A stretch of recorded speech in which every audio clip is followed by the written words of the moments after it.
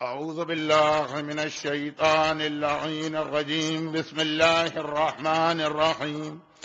الحمد لله الملك الحق المبين وبه نستعين وإنه خير ناصر ومعين، والصلاة والسلام على سيد المرسلين وحبيب إله العالمين سيدنا ومولانا أبي القاسم محمد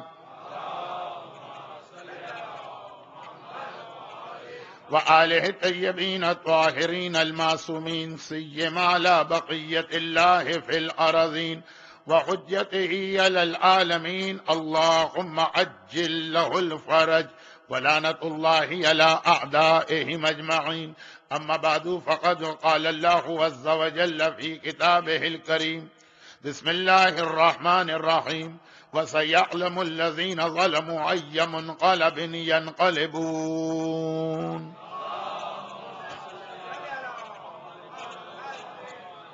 بسم اللہ بسم اللہ.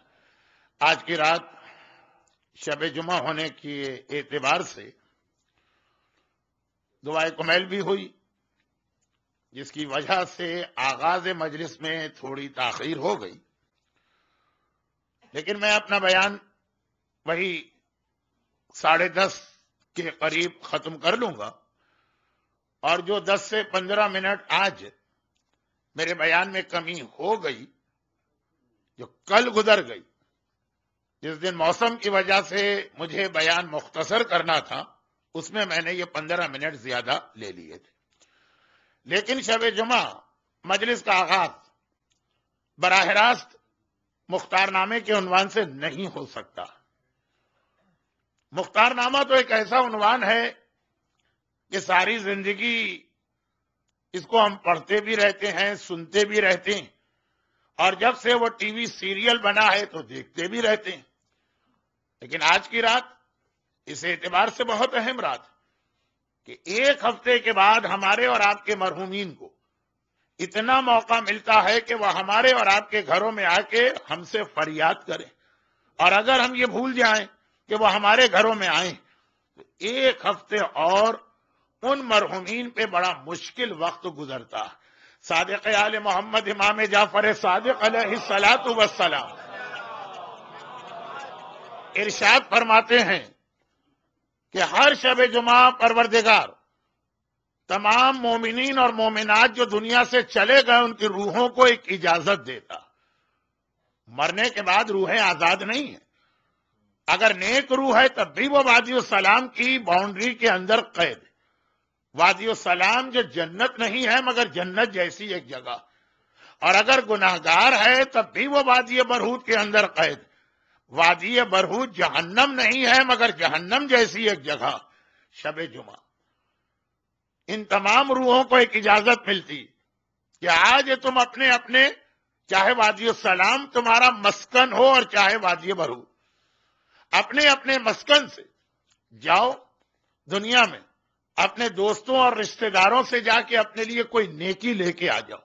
یہ ایک نیکی جو تم لے کے آؤ گے، اگر تم کسی عذاب میں مبتلا ہو تو اس کے اعتبار سے تمہارا یہ عذاب اگلے ہفتے کم ہو جائے گا. اور اگر ویسے ہی تم وادی السلام میں ہو، یعنی راحت و آرام میں ہو، تب بھی جو نیکی لے کے آؤ گے اس کے اعتبار سے تمہارا پروموشن ہو جائے گا اور تمہاری ترقی ہو جائے گی. جنت میں سارے جنتی ایک درجے پہ نہیں. جنت میں کوئی دکھ نہیں ہے سوائے ایک دکھ کے، کہ جب ہم یہ دیکھیں گے کہ ہم جس جگہ ہیں ہم سے اونچا بھی ایک درجہ، اور جو اونچا درجہ ہے یعنی وہاں کی سہولتیں زیادہ، اور پتہ چلا کہ یہ ہم سے اونچا ایک درجہ جس کو ملا تو کسی ایسی نیکی پہ ملا جو ہم اور آپ بھی کر سکتے. نعوذ باللہ. مثال کے طور پہ عرض کر رہا ہوں کہ امامت کا درجہ ہم نے جنت میں دیکھا، نبوت کا درجہ ہم نے جنت میں دیکھا، 1,24,000 مرسلین کا درجہ جنت میں دیکھا. اسے دیکھ کے ہمیں رشک آئے گا بھی نہیں، نہ ہم ویسے بن سکتے ہیں نہ وہاں جا سکتے ہیں. لیکن جب پتا چلے گا ہمارا جیسا ہی ایک مومن، مثلا اس نے شب جمعہ 2 رکعت نماز ہدیہ والدین پڑھ لی، فقط اس وجہ سے وہ ہم سے اونچے درجے پہ چلا گیا. یہ نماز تو ہم بھی پڑھ سکتے تھے. کاش دنیا میں ہم نے سوچا ہوتا تو جنت میں بس یہی ایک دکھ ہوگا، وادی السلام جنت نہیں ہے، جنت جیسی ایک جگہ جہاں پہ مرنے سے لے کر قیامت تک انسانوں کو رکھا جاتا. انسان میں غلط کہہ گیا، مومن انسان، قیامت تک ان کو رکھا جاتا. لیکن ہر شب جمعہ اجازت دی جاتی کہ جاؤ اپنے دوستوں کے پاس جاؤ جن سے بڑے تعلقات تھے، اپنے رشتہ داروں کے پاس جاؤ جن سے بڑی محبتیں تھیں، جا کے ایک نیکی لے کے آ جاؤ. جتنی زیادہ نیکی لاؤ بہتر ہی ہے، لیکن ایک ہی نیکی لے کے آ جاؤ. گناہگار کا اتنا عذاب کم ہو جائے گا، نیکوکار کا اتنا درجہ بڑھ جائے گا. ہم اور آپ آرام کے ساتھ ہیٹر کھول کے چادر اوڑھ کے آرام سے لیٹیں گے، لیکن آدھی رات سے لے کے فجر سے کچھ پہلے تک. یہ وہ امام کہہ رہا ہے جس کا لقب بھی صادق. ہر امام صادق، لیکن اس کا تو لقب بھی صادق. اور اسی ماہ ربیع الاول میں ان کی ولادت بھی. لیکن اب میں مجلس پڑھتا ہوں اس لیے میں اپنی ایک مجبوری بتا رہا ہوں. 17 ربیع الاول کا جشن، 1 گھنٹے کی تقریر، خود رسول خدا کا بیان اتنا تفصیلی ہو جاتا کہ عام طور پر ان امام معصوم کے بیان کا موقع ہی نہیں مل پاتا ہے پڑھنے والے. بہت ہوا تو 2 جملے پڑھ دیے گئے. لیکن حدیث یہ کہ وہ امام کہہ رہے کہ آدھی رات سے لے کے فجر سے 1 گھنٹے پہلے تک تمہارے گھر کی چھت پہ تمہارے مرنے والے ساری رات آ کے فریاد کر رہے ہیں. اور کیا کہہ رہے ہیں؟ انہیں بھی پتا ہے کہ out of sight out of mind. بلکہ یہ بھی نہیں، زندوں کو کوئی نہیں پوچھتا ہے تو مرنے والے کو کون پوچھے گا جو نظر نہیں آ رہا. بہت زیادہ ہائی ایکسپیکٹیشن لے کے وہ نہیں آتی ہیں روحیں. وہ کہتی بھی یہی کہ اے ہمارے زندہ رشتہ دار، ہم تم سے فقط ایک لقمہ یا ایک نوالا مانگتے کسی غریب کو دے دو. یہ ایک نوالے میں تمہارا کیا جائے گا، لیکن ہمارا بہرحال بھلا ہوگا یا بیڑا پار ہو جائے گا.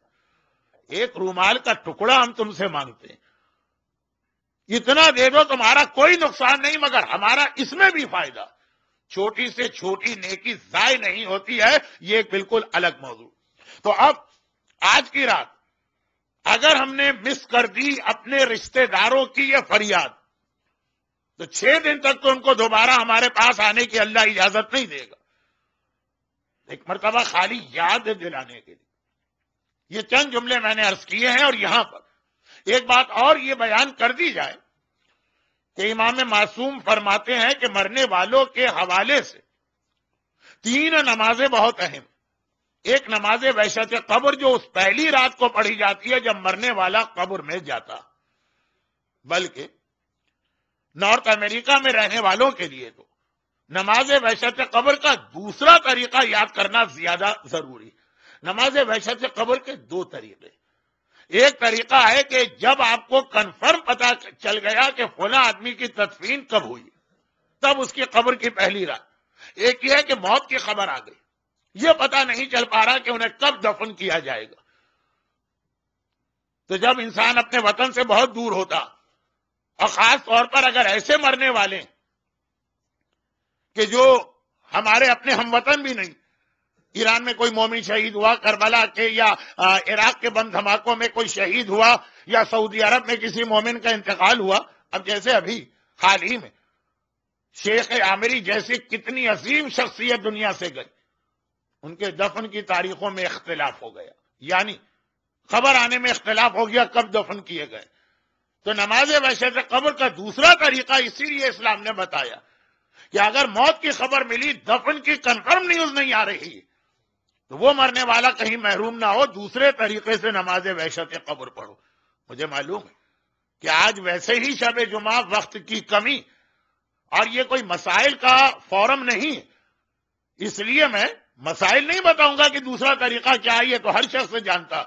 امام نے فرمایا قبر کے مردے کے لیے ایک تو نماز وحشت جو بالکل پہلے ہی مرحلے میں اس کے کام آتی، پھر روزانہ ورنہ ہر شب جمعہ نماز ہدیہ والدین یا نماز مغفرت والدین.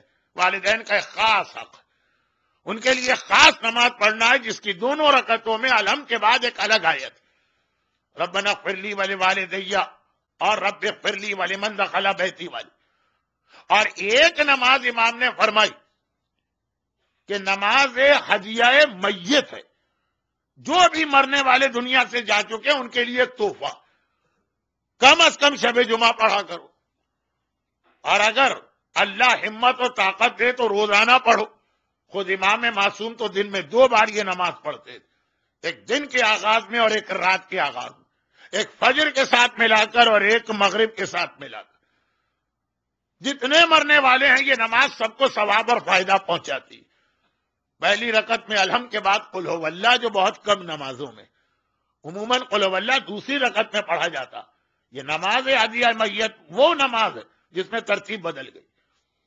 پہلی رکعت میں الحمد کے بعد قل ہو اللہ ہے، دوسری رکعت میں الحمد کے بعد انا اعطینا کل کوثر کا پورا سورہ۔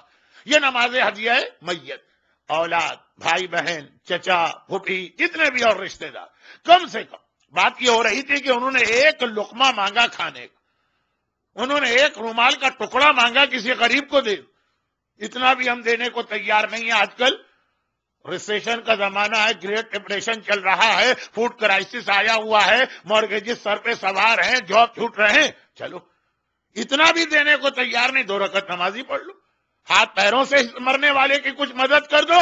لیکن اصل پیغام یہ کہ مرنے والے بہرحال قبر میں اس وقت ہمارے محتاج ہیں۔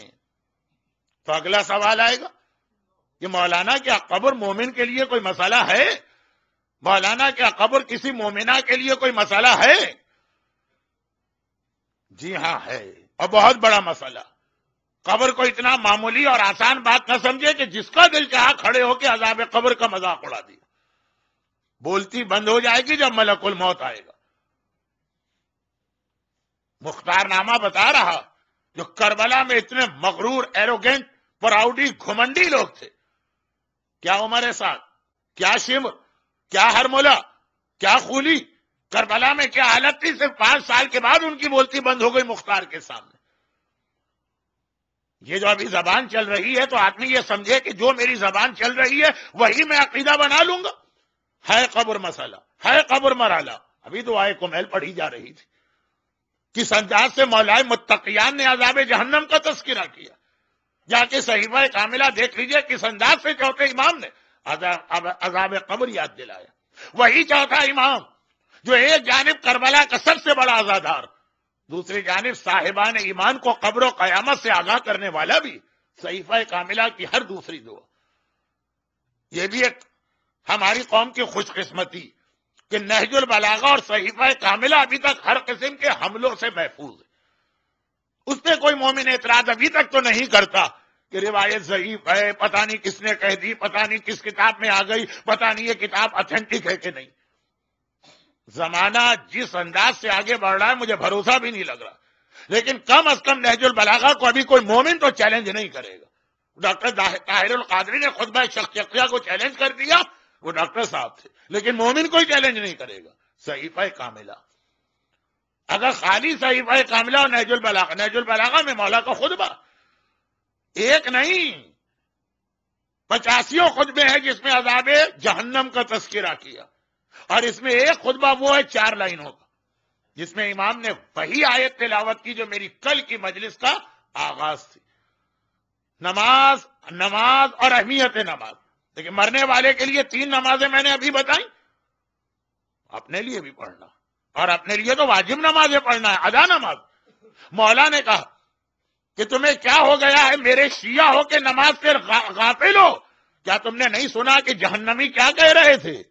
قالوا لم نکن من المصلین، پوری آیت میں نے کل پڑھی تھی۔ مولا نے صرف ایک پہلی آیت کوٹ کی، کیا تم نے نہیں سنا جہنم والے کہتے ہیں کہ ہم جہنم میں آئے کیونکہ ہم نماز نہیں پڑھتے تھے۔ مولا کا خطبہ ہے نہج البلاغہ میں۔ تو عذاب قبر کوئی حقیقت ہے، امام معصوم کسی فرضی، خیالی یا وہمی بات پہ خطبے نہیں دیتا ہے۔ دعائے کمیل سے لے کے صحیفہ کاملہ تک، آقا حسین کی دعائے عرفات سے لے کے 8ویں امام کی دعا تک، ہر جگہ یہ کیوں یاد دلایا جا رہا؟ ایک وہ جو قبر میں جا چکے ہیں ان کی مدد کی جائے۔ آج تو ویسے ہی 21ویں صدی ہے، زندہ باپ کی مدد کوئی نہیں کرتا تو مردہ باپ کو کون یاد کرے؟ لیکن وہ ایک لقمہ مانگ رہا، وہ ایک رومال کا ٹکڑا مانگ رہا، وہ صرف ایک 2 رکعت نماز ہدیہ میت مانگ رہا، اور دوسرا اپنے لیے بھی یاد کرو۔ اور یہیں پہ ہمارے سامنے 2 اسکول آف تھاٹ آتے ہیں۔ ایک معصومین نے ہم کو فکر دی ہے، نہج البلاغہ، دعائے کمیل، صحیفہ کاملہ، دعائے عرفات، اور ایک عمر سعد نے ہم کو فکر دی۔ اگر میں اس کو اسکول آف تھاٹ کو چینج کر کے کہہ دوں کہ ہمارے سامنے 2 کیمپ آتے ہیں، ایک آل محمد کا کیمپ ہے کہ جہاں پہ قبر، قیامت، عذاب، ان چیزوں کو بہت سیریس لیا جاتا، اور ایک عمر سعد کا کیمپ ہے جہاں پہ عذاب قبر کا مذاق اڑایا جاتا ہے۔ آج واقعہ عمر سعد کا ہی آنا، مگر اس سے پہلے ایک بات اور وہ یہ ہے کہ قبر کے حوالے سے عمر سعد کی تھنکنگ کو سوچی۔ مختار کا ایک کارنامہ اور بھی، جو قاتلان امام سے مختار نے بدلہ لیا یا ریونج، تو ایک کارنامہ اور بھی کہ اس نے ایک دم سے کسی کو پکڑ کے قتل نہیں کیا، ہر ایک کو بلوایا جاتا، اس سے یہ پوچھا جاتا ہے کربلا میں تمہارا رول کیا تھا۔ اب یہ تو آپ جانتے ہیں کہ جب کبھی کوئی مجرم پکڑا جاتا ہے وہ کبھی بھی اپنی غلطی نہیں مانتا۔ یہ سارے اپنی غلطیاں کیوں مانتے چلے جا رہے ہیں؟ اس لیے کہ مختار کو جب دارالعمارہ پہ قبضہ ملا، گورنر ہاؤس، تو سارا ریکارڈ بھی اس کو ملا، جو گورنر کے پاس پورا ریکارڈ ہوتا۔ پرانے زمانے میں بھی اتنی بے ترتیبی سے کام نہیں ہوتا تھا۔ جب لشکر یزید ابن زیاد نے بنا کر کربلا بھیجوایا تو لشکر میں سپاہی ہوتے ہیں، لشکر کے اندر سپلائی لائن مہیا کرنے والے لوگ ہوتے ہیں جن کا کام لڑنا نہیں ہے، کھانے پینے کا انتظام کرنا۔ لشکر میں ایک میڈیکل کی ٹیم ہوتی، لشکر میں گورنمنٹ کی طرف سے اپوائنٹڈ رپورٹر ہوتے ہیں، ان کا کام یہ ہے کہ تمہیں کسی چیز میں حصہ نہیں لینا، فوج جیت رہی ہو تب بھی اور ہار رہی ہو تب بھی تم ایک کونے میں بیٹھے چیک پوسٹ پر صرف یہ لکھتے رہو کیا ہوا کیا ہوا کیا ہوا۔ شام غریبہ کی روایات کی وجہ سے ان میں سے ایک رپورٹر کا نام بہت مشہور ہو گیا، حمید ابن مسلم، جو اصل میں حمید ابن مسلم ہے لیکن چلے خیر، حمید ابن مسلم۔ اب یہ کہا جاتا ہے کہ جی وہ تو ایک کرسچن تھا، بالکل ٹھیک، یہ تو مسئلہ جو ہے وہ ایمان عقیدے کا نہیں، اسکل کا ہے، کتابت کے ماہر، لکھنے کے ماہر، ڈائری بنانے کے ماہر، کرسچن بھی رکھے گئے تھے حمید ابن۔ اب یہ ساری چیزیں جو وہ لکھ رہا، ایک ایک چیز اس نے لکھی، اور اس کا کام ہی یہی ہے کہ جو جیسا ہے ویسا لکھو۔ وہ سارا ابن زیاد کو ریکارڈ گیا، کیونکہ وہاں بھی یہ ڈر تھا کہ بھائی ہمارے ساتھ آئے گا انعام لینے کے لیے، پتہ نہیں کیا بڑھا چڑھا کے باتیں بیان کرے گا، یعنی ہر جنگ میں یہ ہو سکتا۔ پاکستان آرمی کے حالات جا کے پڑھے اور انڈین آرمی کے حالات جو اب کھل رہے ہیں، جتنے بھگوڑے تھے انہوں نے اپنے اتنے بڑے بڑے کارنامے بتائے کہ بڑے بڑے انعامات میڈلز لے کے بھاگ گئے۔ آج پتا چلا کہ جی وہ تو غلط، وہ بھاگا تھا میدان سے اور اس کو میڈل مل گیا شجاعت کا، جو کہ اس نے آ کے اس انداز سے اسٹوری پیش کی۔ بلکہ مجھے تو لگا کہ آج کل زیادہ گڑبڑ ہوتی ہے، پہلے زمانے میں سسٹمیٹک کام تھا۔ تو یہ ابن زیاد کی اپوائنٹڈ آدمی کہ تمہارا کام ہے جو ہوا وہ لکھو۔ اب ہمارے ساتھ جب جنگ کے بعد پہنچے گا کوفے، اے حاکم مجھے انعام دے، میں نے یہ کیا، تو چیک کیا جائے گا۔ چنانچہ یہ سارے ریکارڈ، یہ ساری فائلیں ابن زیاد کے محل میں موجود۔ مختار کو جب یہ محل ملا، اور وہ بھی آپ کو تاریخ پوری پڑھیں، مختار نامہ مجھے صرف 6 دن موقع ملا، اب بتائیے کہ اس کے اندر میں کیا بیان کروں اور کیا بیان نہ کروں۔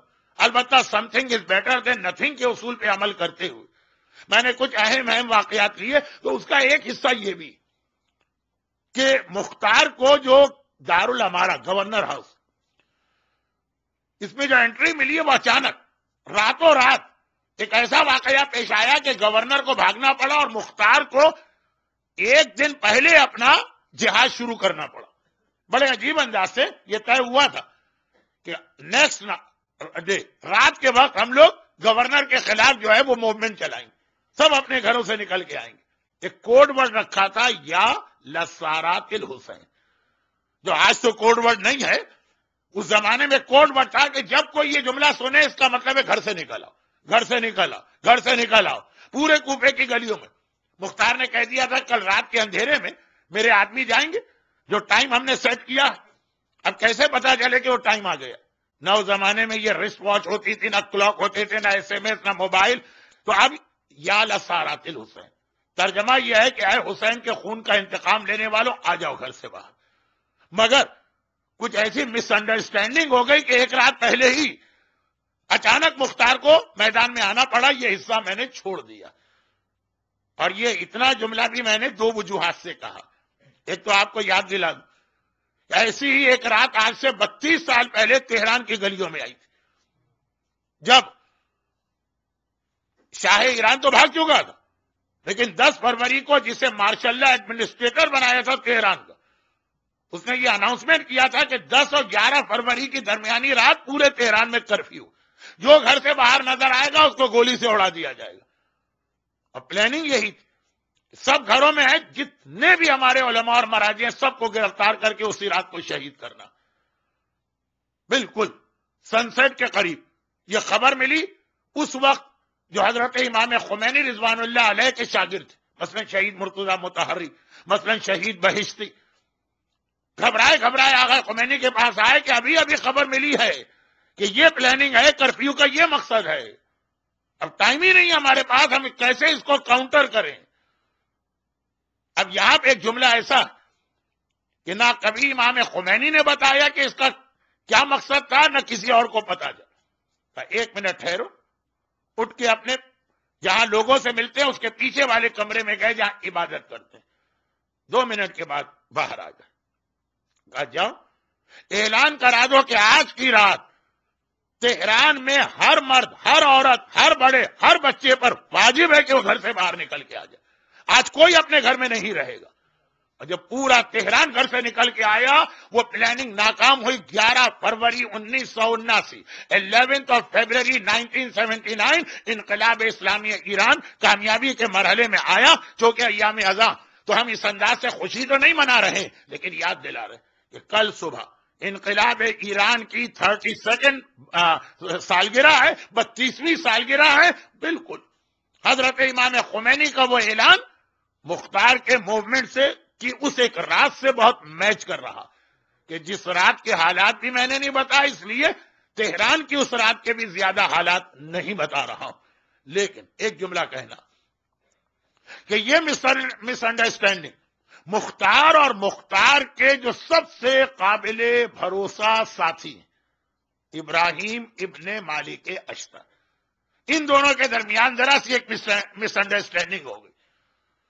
اب یہاں پہ جو بزرگ ہیں ان کو یاد ہوگا کہ 1952 میں جب مصر کے اندر شاہ فاروق کے خلاف ریولیوشن آیا تھا، جنرل نجیب اور پھر ناصر اور پھر سادات اور پھر یہ حسنی مبارک سب اس وقت جوان تھے، بلکہ کچھ زیادہ ہی جوان تھے، تو وہاں بھی 1 گھنٹے کی غلطی سے یہ انقلاب کامیاب ہو گیا. خیر اب میں تو آلریڈی اپنے ٹاپک کو کمپلیٹ نہیں کر پا رہا، ادھر ادھر میں کہاں جا رہا ہوں، لیکن یہ ہمارے کرنٹ ایشوز ہیں، ہم کو معلوم ہونا چاہیے. تو خلاصہ یہ ابراہیم، تمام ہسٹورین نے ایک جملہ لکھا کہ اگر مختار کا ساتھ دینے کو ابراہیم راضی نہیں ہوتے تو اکیلے مختار میں اتنی ہمت تو تھی، طاقت نہیں تھی. اور آپ کل کی تقریر یاد رکھیے، کل اگرچہ اچھا خاصے مومنین آ گئے، توقع بھی نہیں تھی کہ ایسے خراب ویدر میں آ جائیں گے، پھر بھی اس مجمع کے کافی لوگ کل نہیں تھے، اور کل والے کچھ لوگ آج نظر نہیں آ رہے. تو دونوں آن لائن بیٹھے سن رہے ہوں گے آپ کل اور وہ لوگ آج. لیکن خلاصہ یہ کہ ابراہیم اگر ساتھ نہ دیتے تو مختار کامیاب نہیں ہو سکتے تھے. پروردگار کی مصلحت اپنی جگہ ظاہری اعتبار سے یہ لگ رہا، مختار میں ہمت کی کمی نہیں، لیکن مختار بغیر پلاننگ کے کوئی کام کرنے کو تیار نہیں. اسی پہ تو صحابی رسول سلیمان خزائی سے مختار کا اختلاف ہو گیا. وہ بھی خون حسین کا انتقام لینا چاہتے، یہ بھی خون حسین، وہ جان دینا چاہتے، یہ کہتے نہیں پلاننگ کے ساتھ چلو. تو اب مختار دیکھ رہے ہیں کہ میں طائف کے قریب قبیلہ بنو ثقیف کا ہوں. مختار کا تعلق قبیلہ بنو ثقیف سے تھا، جس کی 2 اور پرسنالٹیز بہت مشہور. ایک دنیا کا ظالم ترین انسان حجاج ابن یوسف، وہ بھی اسی قبیلے، اور ایک جناب ام لیلہ کی والدہ اور ان کے نانا اور اسی قبیلے کے مختار. یہ قبیلہ رہتا ہے طائف میں. کہاں طائف کہاں کوفہ. میں کوفے کے اندر خالی اکیلا تنہا اپنی قوم کا ایک آدمی, 2-4 اور ہوں گے, اور پھر میرا کوئی بیک گراؤنڈ بھی اتنا زیادہ مشہور نہیں ہے کہ سارا کوفہ میری آواز پہ لبیک ہے. ابراہیم مالک اشتر کے بیٹے ہونے کی وجہ سے, مالک اشتر اتنی مشہور شخصیت کہ خالی ان کا نام ہی سن کے سارے صاحبان ایمان ان کے جھنڈے میں آ جائیں گے. اور پھر یہ لوگ کوفے کے رہنے والے, جب سے کوفہ بنا ہے اس وقت سے یہ خاندان یہاں پہ رہ رہا. تو دونوں اعتبار سے جو لوگ مذہبی بنیاد پہ جہاد میں حصہ لیں گے وہ بھی ابراہیم کو مانیں گے مالک اشتر کا بیٹا, اور جو لوگ نسلی اور قبائلی اور کمیونٹی بیسس کے اوپر آنا چاہیں گے وہ بھی ابراہیم ہمارے کوفے کے ایک بہت بڑے قبیلے کا بیٹا. میں ان میں سے کوئی پوزیشن نہیں رکھتا ہوں, ابراہیم کو ملانا ضروری. اور یاد کیجئے گا کہ چند دن پہلے میں نے ابراہیم کی بڑی بہن کا واقعہ پڑھا تھا کہ انہوں نے چوتھے امام سے وعدہ کیا تھا کہ مولا میں اس انتقام میں حصہ لوں گی. لیکن یہاں پہ بہت اہم ایک بات آ رہی ہے جو قبر کے موضوع سے کنیکٹ کرتے ہوئے مختار نامے کو مکمل کر رہی ہے. جب مختار نے اپنا موومنٹ شروع کیا تو ہر ایک نے کہا, کچھ لوگ مل گئے مختار کا ساتھ دینے کے لیے, لیکن ہر ایک نے کہا کوفہ جو ہے, یہاں عمر سعد, یہاں پہ شمر, یہاں پہ ہرملا, یہاں پہ قولی, یہ بہت طاقتور ہو چکے ہیں. ابن زیاد نے ان کو بڑی بڑی جائیدادیں دی. عمر سعد کو رہ کی گورنری تو نہیں ملی, لیکن بہرحال بڑی جائیداد, بڑا انعام. اور چونکہ حکومت کی نگاہ میں یہ لوگ وی آئی پی ہیں, اس اعتبار سے کوفے میں ان کو ختم کرنا آسان نہیں, کسی بڑے آدمی کو ملانا پڑے گا. اور ابراہیم سے بہتر کوئی نہیں, علی کا مولائی بھی ہے, ایسے باپ کا بیٹا بھی ہے, ایسے طاقتور خاندان سے تعلق بھی. چنانچہ مختار نے ابراہیم سے کانٹیکٹ کیا.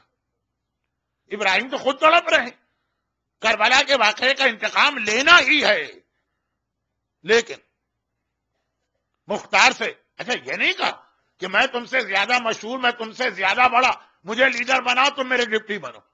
یہ کوئی اقتدار کی بات نہیں ہے.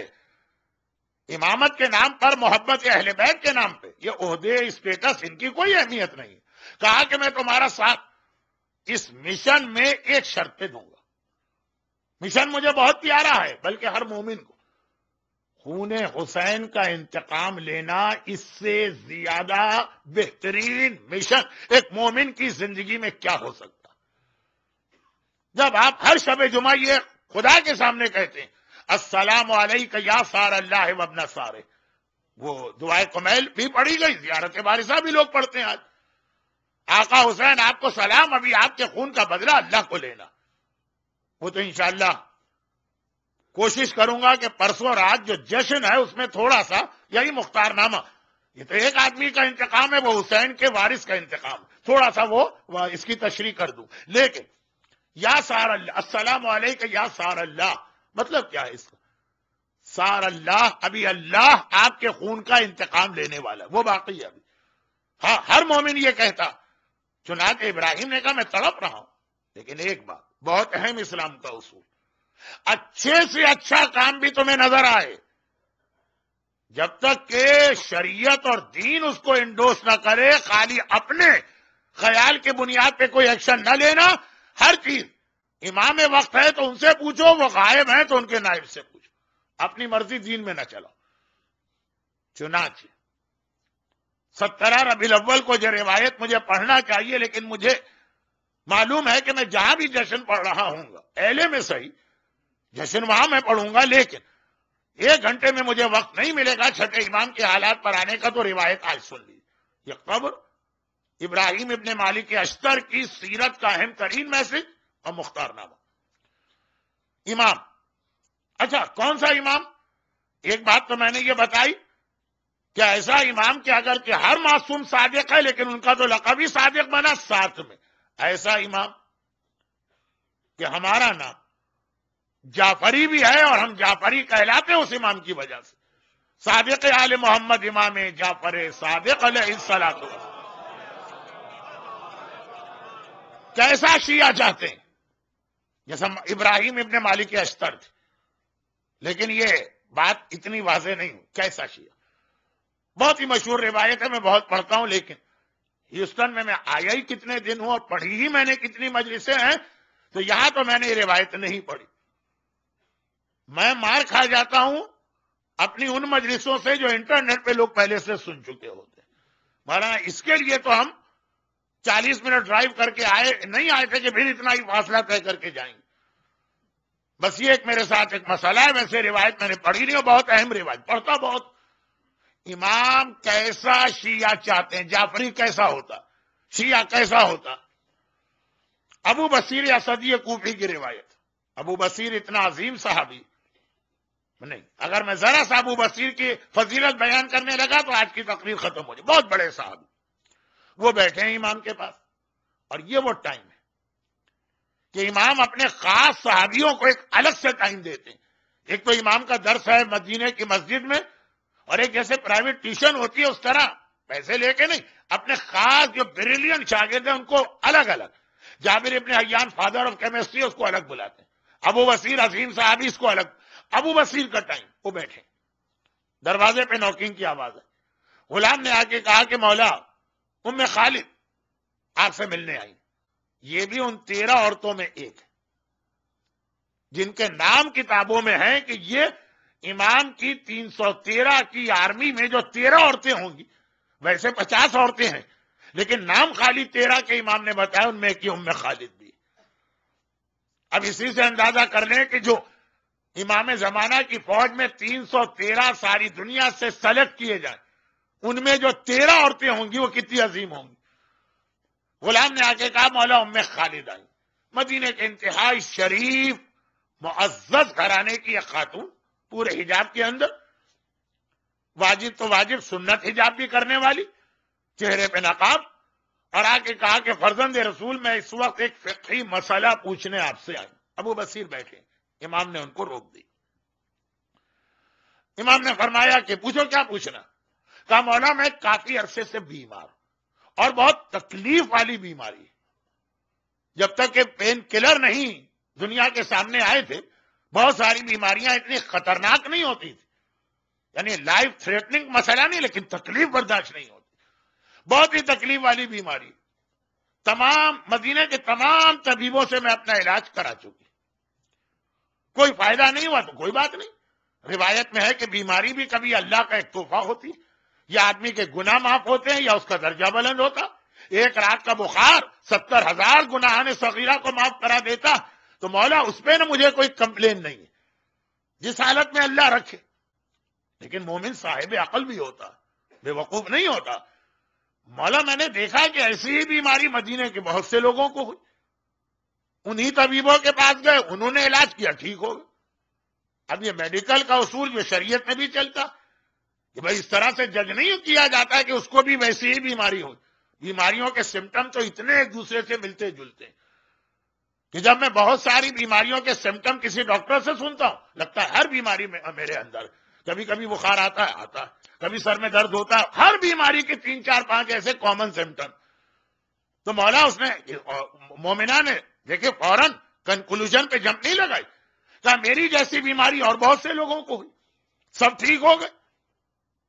میں انہی ڈاکٹروں کے پاس گئی کنفرم کرنے کے لیے کہ ایسا تو نہیں ہے کہ بیماری الگ الگ ہو، مجھے ایک جیسی لگ رہی. انہوں نے کہا کہ نہیں بھائی یہ بیماری ہے، بہت کامن بیماری ہے یہ مدینے کے کلائمیٹ میں، تمہیں بھی ہے ان کو بھی ہے. تو بھائی وہ سب ٹھیک کیسے ہو گئے اور میں کیوں بیمار رہی؟ کہا کہ فی الحال ہمارے پاس اس کی صرف ایک ہی دوا، اور وہ دوا ایسی ہے کہ ہم ان کو تو بتا سکتے تھے، تمہیں بتانے کی ہم میں ہمت بھی نہیں تھی. اب اتنے عزت دار گھرانے کی خاتون اور خود اتنی صاحب تقویٰ کے 313 کی امام زمانہ کی فرسٹ آرمی کو جوائن کرنے والی عورت، ہمیں ہمت نہیں ہوئی. لیکن تم نے پوچھ لی. ہمارے پاس اس وقت کی میڈیکل سائنس میں اس کا علاج صرف شراب ہے، الکوہل نہیں. الکوہل تو ہر دوا میں ہے، شراب الگ چیز کہ شراب. اب ہم تم سے کیسے کہیں کہ شراب پیو؟ سامنے والے کو بھی آدمی دیکھتا ہے، کچھ چیزوں کی ہمت نہیں پڑتی. پوچھا تو ہم نے بتا دی. میں نے تمام طبیبوں سے جن سے میں نے علاج کرایا تھا 1 بائی 1 سب کے پاس گئی، سب نے ایک ہی بات کی. اپنی آنکھوں سے بھی دیکھ رہی کہ ایسی ہی بیماری دوسروں کو تھی، وہ ٹھیک ہو گئے انہی کی دوا سے. مولا اب میں آپ کے پاس آئی. اچھا دیکھیے، یہ پرسنل روایت نہیں ہے کہ ایک مومنہ کا مسئلہ امام سے پوچھا، امام نے جواب دیا. امام نے اس روایت کو اتنا بڑا کر دیا کہ ہمارے اور آپ کی زندگی کا ہر کام اس میں آ گئے. امام کو اس مومنہ کا سوال سن کے یس یا نو، جبکہ امام اس وقت دوسرے بہت اہم کام میں لگے ہوئے ہیں. ابو بصیر کہہ دیتے کہ حلال ہے یا حرام. مولا میں آپ کے پاس آئی ہوں، آپ کیا فرماتے؟ امام نے کراس کوشچن کیا. مومنہ کی روایت کو قیامت تک کے مومنین کی روایت بنا رہے ہیں. کہا ایک بات تو بتاؤ، جب تمام طبیبوں نے ایک بات کہہ دی ہے تو آخر میرے پاس کیوں آئی؟ اب یہ کراس کوشچن امام کا بظاہر ایسا ہے کہ اعتراض کر رہے ہیں. یہ ہماری قوم میں بہت سے لوگ ہیں جو کہتے ہیں کہ اگر وضو کا مسئلہ ہوگا تو عالم کے پاس جائیں اور نماز کا مسئلہ ہوگا تو عالم کے پاس جائیں، لیکن ہمیں کون سا جاب کرنا چاہیے اس کا عالم سے کیا تعلق؟ ہمیں کہاں مکان لینا چاہیے اس کا عالم سے کیا تعلق؟ ہمیں کہیں کا امیگریشن لینا ہے یا نیشنلٹی لینا ہے نہ لینا اس سے عالم کا کیا تعلق؟ بلکہ یہ تو میں نے شروع والا جملہ بھی بس ایسے ہی کہہ دیا. وضو اور غسل میں بھی کیا جائیں گے؟ ہم کو سب کچھ پتا، ہم سے بڑا مجتہد کون ہے دنیا میں آج؟ لیکن پھر بھی لوگ کہہ دیتے ہیں. یہ امام یہ غلط فہمی نکالنا چاہتے ہیں. اب جو لوگ ذرا سا میرے انداز کو اور اسٹائل کو سمجھتے ہیں ان کو معلوم کہ ڈائریکٹ میں انقلاب ایران پہ بات نہیں کر پا رہا ٹائم کی وجہ سے، ٹاپک کی وجہ سے. وہاں بھی یہی بات بھئی، یہ حکومت چلانا اور یہ پالیٹکس میں آنا اور یہ گورنمنٹ رن کرنا یہ کو تھوڑی علماء کا کام. وہ مسجد میں جائیں، مصلی سنبھالیں، نمازیں پڑھیں، پورا ملک چلا رہے ہیں. آخر ان کا اس سے کیا تعلق؟ جس کا کام اسی کو ساجھے. کتنی باتیں ہمارے پاکستان میں بھی لوگوں نے کہی، وہی لوگ تو اب یہاں مجھے نظر آ رہے ہیں. بھئی یہ 79 کے پاکستان کے لوگ تھے، بہت کم ہوں گے جو 79 سے پہلے والے ہیں. دیکھ رہا ہوں میں ان کے ہاتھ بھی کھڑے ہو گئے. نہیں میں مانتا ہوں آپ 79 سے پہلے والے، لیکن بہرحال وہی پاکستان کی باتیں آپ سن رہے تھے. اب امام نے سوال کیا کہ بھئی جب تمام طبیبوں نے ایک بات کہہ دی، مسئلہ صحت کا ہے، مسئلہ میڈیکل کا ہے، میڈیکل کے وہ ماہرین ایک بات کہہ رہے، میرے پاس کیوں آئی؟ اب ام خالد نے عجیب جواب دی. اس جواب نے یہ بتا دیا کہ امام زمانہ کی آرمی کو جوائن کرنے کا کرائیٹیریا کیا. جواب یہ دیا. ابو بصیر کہتے ہیں کہ ان کا چہرہ مجھے نظر نہیں آ رہا ہے، نقاب میں چھپا، لیکن آواز سے، انداز سے، ٹون سے لگ رہا ہے کہ جیسے بہت ہی حیران، پریشان. مولا یہ جو جملہ ہے خالی اس کو سن کے ہی مکمل نہ سمجھیے گا، پوری بات سن لیجیے گا. مولا حیرت کے ساتھ وہ نقاب کے پیچھے سے کہتی، مولا میں نے اپنا امام آپ کو مانا ہے، ان کو نہیں مانا. اب اس کی وضاحت سنی. میں تو صرف یہ چاہتی ہوں کہ قیامت کے دن جب میرا نامہ اعمال کھلے گا، یہ عذاب قبر کا اگلا مرحلہ، یہ ایک ہی ٹاپک، اور اللہ مجھ سے کسی بھی عمل کے بارے میں پوچھے گا یہ کام کیوں کیا، تو میرا ایک ہی جواب ہو کہ میرے آقا اور مولا نے مجھے انسٹرکشن دی تھی اس لیے یہ کام کیا. یہ نہ کہوں کہ میرا دل چاہا، یہ نہ کہوں گھر والے چاہ رہے تھے، یہ نہ کہوں کہ شوہر کی مرضی، یہ نہ کہوں کہ دوستوں کا پریشر تو نہیں. جو کام کے بارے میں اللہ پوچھے، میرا جواب ہر عمل کے بارے میں صرف یہ ہو کہ مجھے میرے امام نے کہا. اچھا قیامت کے دن گناہوں کے بارے میں بھی سوال ہوگا. بے حجاب کیوں نکلی؟ کیا کریں؟ شادی کا موقع تھا، پورے خاندان کا پریشر تھا، شادیوں میں کوئی تھوڑی حجاب ہوتا نہیں. امام نے کہا تھا میرا جواب یہ ہونا چاہیے. لیکن قیامت میں خالی گناہوں کا سوال نہیں ہوگا، نیکیوں کا بھی سوال ہوگا. ہم نے نماز پڑھی، پوچھا جائے گا نماز کیوں پڑھی؟ اللہ کے لیے پڑھی؟ لوگوں کی دیکھا دیکھی پڑھی؟ میں بعض سینٹرز میں ہر پروگرام نماز سے شروع ہوتا، ایسے بھی لوگ آتے ہیں بغیر وضو کے کھڑے ہو گئے، ایسے بھی لوگ آئے عشاء کی چوتھی رکعت میں آ کے شامل ہوئے، ایک ہی رکعت پہ نماز ختم کر دی. پتہ ہی نہیں کہ مغرب کیا عشاء کیا، ایک رکعت کی کوئی نماز ہی نہیں ہوتی، بہت تو دیکھا دیکھی. اب یہ بہت لمبی بات ہو رہی ہے. مختار نامہ آج کہاں چلا گیا؟ آج شب جمعہ، اس لیے مختار نامہ ذرا سا سائڈ پہ ہوا لیکن آ رہا. اب مومنہ کہتی ہے کہ اپنے ہر عمل کے بارے میں قیامت میں صرف ایک جواب چاہتی ہیں. جیسے جناب فضہ سے جب پوچھا تھا نا کہ تم ہر بات قرآن سے کیوں کہتی ہو، تو فضہ کا جواب یہ تھا وما یلفظ من قول الا لدیہ رقیب عتید. وہ بھی قرآن کہ جو جملہ اپنی زبان سے نکالتے اس کو لکھنے والے دو فرشتے کرامن کاتبین تمہارے کندھوں پہ بیٹھے، اور ابھی آپ نے دعائے کمیل میں بھی کرامن کاتبین کا لفظ سنا. تو میں چاہتی ہوں اپنی زبان سے اپنا کوئی جملہ ہی نہ نکالوں تو وہ لکھیں گے کیا؟ جو جملہ میری زبان پہ ہو وہ اللہ ہی کا لفظ ہو. تو اللہ اپنے لفظ پہ تو پکڑنے سے رہا مجھے. تو یہ جو فضا کہہ رہی یہ مومنہ ایکشن کے حوالے سے کہہ رہی. مولا اگر آپ نے مجھے منع کر دیا، کہا نہیں مت پیو شراب، تکلیف برداشت کرو، اور قیامت میں خدا کہے تم نے سوسائڈ کیوں کیا، میں کہوں نہیں میں نے اپنی مرضی نہیں چلائی تھی، آقا اور مولا نے کہا. اور اگر آپ کہیں کہ شراب پی لو، جان بچانے کے لیے شراب کی پرمیشن ہے، قیامت میں کہا جائے اچھا جان اتنی پیاری تھی کہ حرام چیز استعمال کی، میں کہوں نہیں خدا بندہ میں نے اپنی مرضی سے نہیں کہا، میرے آقا اور مولا نے مجھے اس کا حکم دیا تھا. ابو بصیر کہتے ہیں امام ایک مرتبہ اپنی جگہ سے کھڑے ہوئے، آئے ابو بصیر کاش یہ جملہ آپ کو پہنچانا تھا، کاش ہمارا ہر شیعہ اس مومنہ کی طرح بن جائے کہ اپنی زندگی کے ہر عمل میں پہلے یہ دیکھے کہ ہم کیا کہہ رہے ہیں، اس کے بعد عمل کرے. یہ چاہیے امام کو شیعہ، یہ کرائیٹیریا ہے. اور یہی کرائیٹیریا امام زمانہ کی آرمی کو جوائن کرنے کا، جو انشاءاللہ پرسوں جشن عید الزہرا میں تھوڑا سا موضوع بنے گا. کیسے لوگ پوچھتے نا مولانا کیسے پتا چلا کہ امام زمانہ کی آرمی میں ہوں گے کہ نہیں ہوں گے؟ کوئی لسٹ جا کے نہ دیکھیے کہ آپ کا نام اس میں ہے کہ نہیں، یہ دیکھیے اس کرائیٹیریا پہ پورا اتر رہے ہیں کہ نہیں. جو یہ مومنہ پورا اتری تو اس کا نام بھی آ گیا کہ یہ امام کی آرمی میں ہوگی.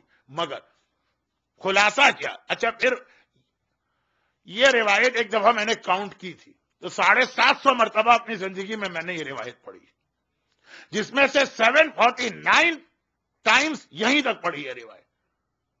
صرف ایک بار میں نے کمپلیٹ کیا کہ لوگوں نے کہا مولانا پھر بتائیے آخر امام کا جواب کیا. میں کبھی نہیں پڑھتا ہوں، یہاں پہ بات پوری ہو گئی. لیکن ہیوسٹن کے مومنین کے لیے پھر ایک دفعہ پڑھ دوں. امام نے اس کو منع کر دی، کہا کہ اللہ نے کسی حرام چیز میں شفا رکھی ہی نہیں ہے، اس لیے میں اجازت نہیں دے رہا. اب درود بھیجے محمد والے. لیکن اصل کرائیٹیریا جو کام کرو پہلے یہ دیکھو کہ امام کیا کہہ رہے، ایسا ہی آدمی عذاب قبر سے بچے گا. اب ایک اور سوال کا جواب، عذاب قبر سے پروٹیکشن کا طریقہ کیا؟ آج 4-5 سوالات کے میں نے جواب دے دی. امام زمانہ کی آرمی کو جوائن کرنے کا کرائیٹیریا کیا، عذاب قبر سے بچنے کا طریقہ کیا، جس کا ہر ایکشن حکم امام کے مطابق. یاد رکھیے اچھے بھی اور برے بھی. پھر کہہ دوں اچھائیوں میں بھی دیکھنا ہے، اپنی عقل مت لگائیے اچھائیوں میں. بہت ہی سمپل ایگزامپل، گھڑی کی سوئیاں بہت تیزی سے اس وقت آگے بڑھ رہی، تو خلاصہ یہ بہت سمپل ہے. پاکستان میں آج کل بعض مومنین کرام کو ایک شوق ہوا ہے سوشل ویلفیئر کے کام کا، اچھی بات. لیکن اب دین میں اپنی مرضی جب وہ چلاتے ہیں، مولانا یہ ہمارے یہاں کم خمس نکلتا ہے لیکن نکلتا تو ہے نا، سادات کرام کا حصہ لوگ دیتے تو ہے نا. اب لیکن فائدہ کیا ہوا مولانا سادات کو ان کا حصہ پہنچانے کا؟ ہم نے کہا مطلب کیا ہے، آپ اپنی بات کا یہ کہا کہ دیکھیے وہ ایک سیدانی ہے بیچاری غریب بیوہ، ہمارا خمس نکلا 20,000 15,000 ہم نے اس کو دے دیا، وہ کھا پی کے برابر. اس سے اچھا یہ نہیں ہے کہ ہم اس کو ایک سلائی مشین خرید کے دے دیں. اب وہ سلائی مشین کے ساتھ ایک سورس آف انکم اس کے پاس پرماننٹ آ جائے گا، اب ضرورت نہیں پڑے گی اگلے سال اس کو ہاتھ پھیلانے. مولانا ایک مومن کا خمس نکلا 10 لاکھ سہمِ سادات، تو بجائے اس کے کہ ہم غریب سیدوں کو دیں، وہ کھا پی کے برابر کریں گے، ہم ایک مکان خرید کے کیوں نہ دے دیں ان کو. ٹھیک ایک بات. پھر کہا لیکن مولانا یہ بھی خطرہ اور بہت بڑا خطرہ کہ ہم تو سلائی مشین دیں گے، وہ سلائی مشین ہی بیچ لے گی. یہی تو ہوتا ہے نا، وہ ہم تو مکان دیں گے کہ اس کا پرماننٹ ایک سولوشن ہو جائے کہ رینٹ نہ دینا پڑے، وہ مکان ہی بیچ دے گا. تو اب ہم کریں گے کہ چیزیں رکھیں گے اپنے نام، مکان کا کاغذ ہمارے نام ہوگا، ہماری نیت نہیں لیکن ہمارے نام ہوگا، اس کو خالی رہنے کے لیے دیں. یہ خمس نہیں، یہ سہمِ سادات نہیں، یہ پہلے حرام ہو گیا. یہ آپ بغیر خمس والے ہو گئے. یہ ساری ترکیبیں کرنا ہے، اپنی جیب سے ڈونیشن دیجئے، چیریٹی دیجئے، اس سے آپ کا جو دل چاہے کیجئے. امام کے مال میں امام کی مرضی. اچھا دیکھیے جتنی باتیں میں نے اب تک کہی ہیں اس میں کوئی بات بھی نہ عقل کے خلاف ہے نہ پاکستان میں ہمارے تجربے کے خلاف ہے. یہی ہوتا ہے، غریب کو آپ دیجئے بڑی رقم، وہ ساری رقم کھا کے بیٹھ جاتا، پھر ایک بار ہاتھ پھیلا رہا. باتیں ساری ان کی صحیح ہیں، لیکن کیا امام نے اس کی اجازت دی؟ شرعاً تو اس کی بھی اجازت نہیں ہے کہ آپ مکان خرید کر اس کے نام کریں. اگر آپ کا خمس کیش میں نکلا ہے تو کیش ہی دینا ہے، مگر یہ تو وہ لوگ معلوم کرے نا جن کو اس بات کی فکر ہو کہ نیکی کے کام میں بھی پوچھنا ہے کہ امام کیا کہہ رہے ہیں. اتنا بڑا نیکی کا کام کہ قتل امام حسین کا انتقام لینا. ابراہیم نے کہا میں اس طرح قدم نہیں اٹھاؤں گا، پہلے میں کنفرم کروں گا کہ امام وقت اس پہ راضی ہیں کہ نہیں ہیں. کس پر راضی؟ انتقام پہ نہیں، مختار پر. جب تک کہ امام کی طرف سے انسٹرکشن نہیں آئے گی میرا دل تڑپ رہا ہے. دیکھیں ہم اور آپ ہوتے تو کیا کہتے، ہمیں کربلا کا انتقام لینا، کوئی بھی آدمی کربلا کے لیے کھڑا ہم اس کا ساتھ دیں گے. نہیں، وہ ابراہیم کہہ رہے ہیں کہ میری راتوں کی نیند اس وقت سے اڑی ہوئی، لیکن ہر ایک کا ساتھ نہیں جب تک کہ امام کا انسٹرکشن نہ ہو. کوفے سے 50 آدمی گئے. اب یہ ایک الگ بحث ہے، بہت لمبی بحث ہے، یہ چوتھے امام کے حالات میں آتی. اور وہ یہ کہ جب یہ 50 آدمی گئے مدینے کے چوتھے امام سے پوچھا فرزند رسول مختار ایک موومنٹ چلانا چاہتے ہیں، آپ کی کیا رائے؟ ساتھ دیں؟ امام نے ہاں نہیں کہا، جس کی بنا پر بہت سے لوگوں کو مختار کے اگینسٹ پروپیگنڈے کا موقع ملا. نہ بھی نہیں کہا، نہ کہتے تو یقیناً مختار کے جہاد کو کنڈیم کر دیتے ہم. ہاں بھی نہیں کہا، نہ بھی نہیں کہا. یہ کہا کہ میں نے اس پورے مسئلے میں مکمل اختیار اپنے چچا محمد حنفیہ کو دیا. اب یہ سارا ڈیلیگیشن محمد حنفیہ کے پاس گئے اور کہا کہ آپ کیا فرماتے ہیں؟ کہا مختار پہ مجھے پورا کانفیڈنس ہے، مختار جو کر رہے ہیں میری اجازت اور میری پرمیشن سے کر رہے ہیں، مختار کا ساتھ دو.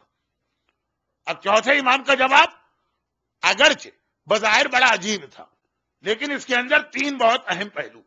ایک بات میں پہلے بتا چکا ہوں کہ چوتھا امام امامت کی بڑی ذمہ داری انجام دے رہا. دوسرا، چوتھے امام کو اس جواب کے اندر چوتھے امام نے امام زمانہ کی آرمی کا ایک اور کرائیٹیریا بتا دیا. اب وہ آج نہیں، کہاں وقت ہے.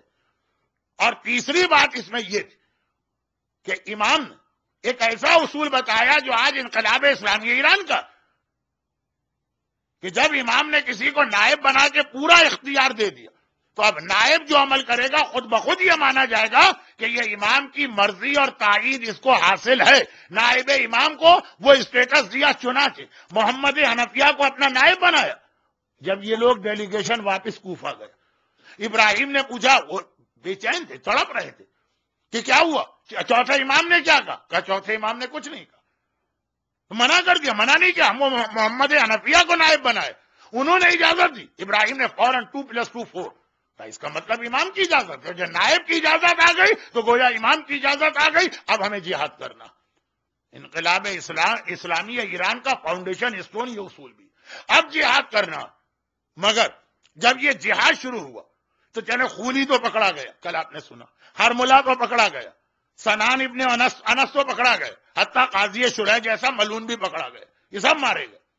ایک پرابلم یہ آ گیا کہ بعض لوگوں کے پروٹیکشن کے لیے بعض مشہور شیعہ نے علی میدان میں آ گئے. اب ہم اور آپ آج بیٹھ کے کہتے ہیں نا وہ کہاں کا شیعہ، لیکن اس وقت تک یہ اتنے فیمس تھے اور ان کا ایک سرکل تھا. بعض لوگوں کے پروٹیکشن کے لیے وہ لوگ آ گئے. حاتم طائی کا بیٹا عدی پیغمبر کے صحابی ہیں، خاصے قابل احترام ہے، رسول نے ان کو عزت دی ان کے باپ کی وجہ. جناب عباس کے قاتل حکیم ابن طفیل کے پروٹیکشن کے لیے آ گئے. بھائی میرے اس کے پرانے تعلقات ہیں، باقی جتنے مجرم ہیں سزا دو، ان کو مت دو. اسحاق ابن اشعث ابن قیس، ان کے پروٹیکشن کے لیے خود مختار کا اپنا ڈپٹی عبداللہ کامل آ گیا. بھائی کیا کریں، یہ میرا بہنوئی. خیر بعد میں تو واقعہ بڑا اینٹی کلائمیکس یا ٹرن ہو گیا واقعہ، لیکن ابھی شروع کی بات کر رہا ہوں. اور دیکھیے وقت کم ہے نا، تو میں ذرا سوچ رہا ہوں کہ کیا واقعہ پڑھوں اور کیا فی الحال چھوڑ دوں. اور عمر سعد، کربلا کے واقعے کا سب سے بڑا مجرم. اس کو اور شمر کو خاص طور پر اس لیے زیادہ کنڈیم کیا جاتا کہ یہ لوگ اہل بیت کی معرفت رکھتے تھے. معرفت تو تقریباً سب رکھتے تھے، ان کا معرفت کا لیول بہت اونچا تھا. ہمارے سعد ابن ابی وقاص کا بیٹا تقریباً اسی سال پیدا ہوا جس سال حسین پیدا ہوا. پوری زندگی اس کی مدینے میں گزری. جب مولا کوفے آئے تب وہ کوفے شفٹ ہوا. حسین کا بچپنا اسی کے ساتھ گزرا, حسین کی جوانی کو اس نے دیکھا اور اچھی طرح جانتا ہے. تبھی تو جب ابن زیاد نے آفر کی تھی تو منع کر دیا تھا کہ حسین کے خلاف اور میں جاؤں میدان, اور پھر بھی آ گئے عمر ساتھ. مختار اس کو تو معاف کرنے کو تیار نہیں تھے, لیکن اس کے پروٹیکشن کے لیے ایک اتنے مشہور شیعہ, آگے میں نام بھی نہیں لوں گا, جو خالی ایک شیعہ ہی نہیں تھے, خاندان بنی ہاشم سے ان کا تعلق تھا, بنی ہاشم کے فیملی ممبر سے. انہوں نے کہا بھائی نہیں, اتنا مجھ پر پریشر ہے, عمر سعد کو چھوڑ دو. ویسے صحیح مانو عمر سعد کو تو معاف کرنا چاہیے تھا خود مختار کو. مختار کی سگی بہن عمر سعد کی بیوی. کوئی بھائی اپنی بہن کا سہاگ نہیں اجاڑتا تھا. اب نہیں کہہ سکتا کیا بنا ہے ماحول, لیکن کم از کم کوئی بھائی اپنی بہن کا سہاگ نہیں اجاڑتا. مختار کو پروٹیکشن مختار نے نہیں دیا. وہ آئے ایک صاحب خاندان بنی ہاشم کے مشہور شیعہ, میں نام نہیں لوں گا ان کا, کیا ان کے سرکمسٹانسز تھے, لیکن بہرحال ہم اور آپ تو ایک لمحے کے لیے بھی کربلا کے کسی ایک چھوٹے سے سپاہی کی بھی سفارش نہ کریں, وہ ہمارے ساتھ کی سفارش کرتے اور ایسا پریشر ڈالا کہ مختار سے لکھوا لیا کہ عمر سعد کو کوئی ہاتھ نہ لگائے.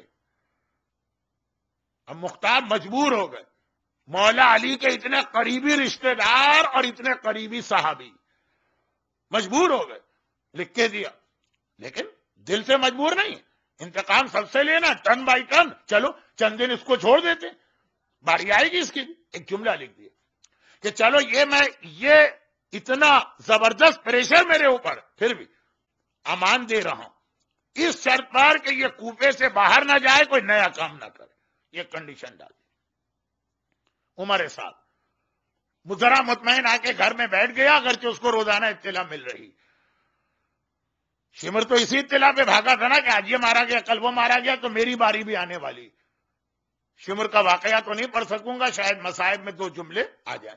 ابھی تو ہمارے ساتھ کا واقعہ, اور یاد رکھیے عذاب قبر سے بات شروع ہوئی ہے نا, ہمارے ساتھ کے واقعے میں یہ سرکل بھی کمپلیٹ ہوگا. مختار نامہ بھی آئے گا. شب جمعہ امام زمانہ کو یاد کرنا ہے, 2-3 باتیں امام کے حوالے سے بھی آئیں.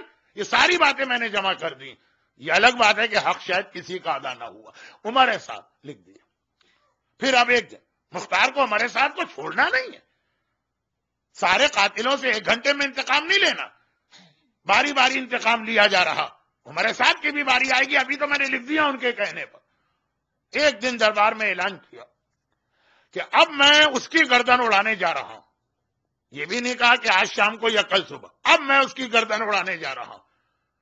جس کے پیر بڑے بڑے ہیں, آنکھیں اندر دھسی ہیں, ہونٹ موٹے ہیں, اور اس کے قتل سے اللہ, رسول اور تمام صاحبان ایمان خوش ہوں.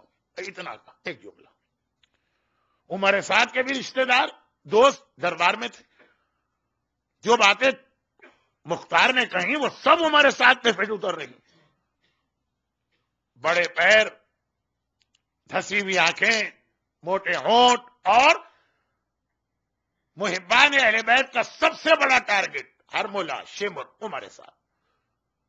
وہ جو دوست عمر سعد کا تھا وہ گھبرا کے بھاگا. اچھا یہاں تو اس کا عمر سعد کے پاس جانا اچھا ہو گیا, لیکن ایسے ہی دوستوں کی وجہ سے کہا جاتا ہے کہ نادان دوست سے دانا دشمن بہتر ہے. یہ نادان دوست بنا, اچھا تھا. ایسے لوگوں کو ایسے دوست ملنے کا ہی بھاگا گئے. اے عمر سعد, تم تو گھر سے نہیں نکل رہے کیونکہ مختار نے لکھ دیا. جب تک یہ کوفے سے نہ نکلے, کوئی نیا کام نہ کرے اور گھر سے نہ نکلے. لیکن میں بتاؤں, آج مختار نے دربار میں ایسی بات کہی بالکل تمہارے اوپر منطبق ہو رہی ہے یا پھٹ اتر رہی. آثار ٹھیک نہیں ہے. مختار اب تمہارے پیچھے پڑے ہوئے. عمر سعد نے کہا تھینک یو یہ اطلاع لانے کا, اور پھر اب بیٹھ کے سوچنے لگا کہ ٹھیک ہے مختار نے لکھ کے دیا, لیکن اگر اپنے لکھے ہوئے کو نہ مانا تو میرے پاس کون سی ایسی طاقت ہے کہ میں اس سے منوا لوں. وہ تو حکمران ہے, جو دل چاہے کرے. جان بچانا چاہیے, چنانچہ اس نے اپنے کوفے کے جو پرانے کانٹیکٹس ہیں, 20 سال سے رہ رہا, استعمال کی. ایک ایسے آدمی کو ڈھونڈ کے نکالا. آج کل تو عموماً وہ ایک عورت ہوتی ہے نا, وہ جی ایس پی سسٹم ہوتا ہے انگلینڈ میں، ٹم ٹام کہتے ہیں، right turn left, third roundabout, fourth roundabout. ایسا ایک آدمی ڈھونڈ کے نکالا جس کا نام تھا مالک. تو کوفے کا سب سے پرانا بادشاہ، جب کوفہ بسایا گیا اس کے سامنے بسایا گیا تو اسے کوفے کی ایسی ایسی گلیاں معلوم تھی. پہلے زمانے کے ٹاؤن پلاننگ میں اس طرح سے کوئی اس کا پورا میپ نہیں ہوتا تھا پہلے. اب جیسے کراچی میں جوڑیا بازار کی گلیاں اگرچہ پھر بھی وہ کچھ سمجھ میں آتی، لیکن بہرحال ادھر ادھر ذرا سا بھٹکے تو کہیں کے کہیں پہنچ گئے. ہر پرانے شہر میں یہ ہوتا. موچی دروازہ لاہور کا، لکھنؤ میں بھی یقیناً کوئی نہ کوئی ایسے علاقے ہوں گے. وہ مالک اس کا نام، بہت پرانا کوفہ گویا اس کے سامنے آباد ہوا.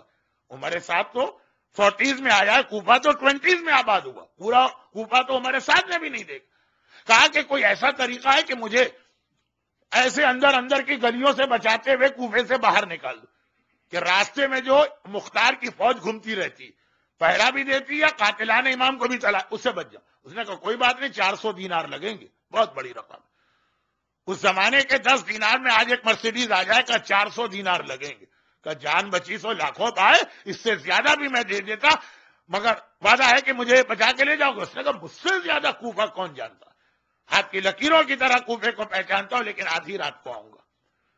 آدھی رات کو وہ آیا اور لے کے چلا عمر سعد کو.